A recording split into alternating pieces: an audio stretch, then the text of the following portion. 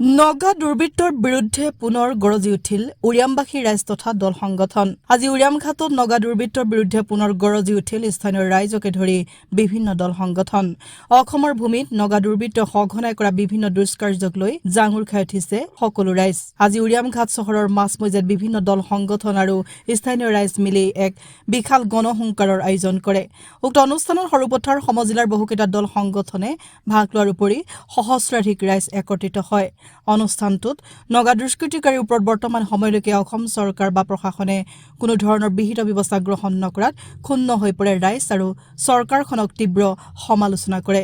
তেওঁলোকে সীমান্ত সুৰক্ষা দিয়াত সম্পূৰ্ণৰূপে অসম চৰকাৰ ব্যৰ্থ হৈছে বুলি অভিহিত কৰে। আনহাতে উৰিয়ামঘাট চহৰত থকা চি ছেক্টৰৰ 142 BN CRPFৰ কেম্পতো সেই স্থানৰ পৰা সীমান্তলৈ স্থানান্তৰ কৰিবলৈ অসম চৰকাৰক দাবী জনায়।